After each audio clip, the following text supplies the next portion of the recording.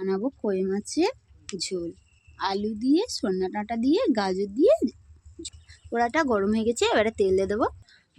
মাছটা ম্যারিনেট করে নেবো, নুন দেবো, হলুদ গুঁড়ো দেবো, ম্যারিনেটটা করে নেবো।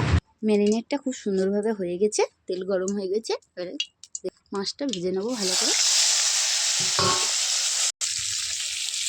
মাছটা এবারে উল্টে দেবো। লাল লাল করে ভাজা হয়ে গেছে, এবারে তুলে নেব। মাছটা খুব সুন্দরভাবে ভেজে নিচ্ছি লাল লাল করে।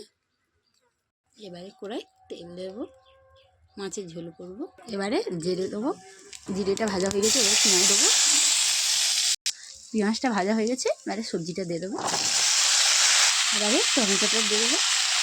এবারে বেশি লাউ পাতা দুটো দিয়ে দেবো। এবারে স্বাদ মতো নুন দিয়ে দেবো,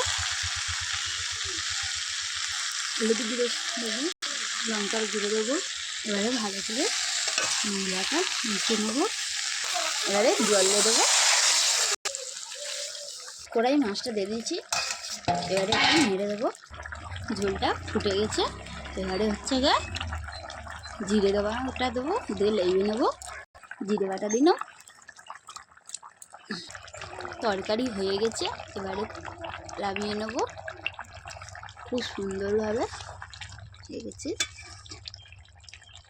এরমভাবে মাছের ঝোল খুব ভালো লাগে, সজনা খাড়া দিয়ে, আলু দিয়ে, গাজর দিয়ে কই মাছের জিরে বাটার ঝোল খুব টেস্টি হয়। একখানা তরকারি দিয়ে খাওয়া হয়ে যাবে।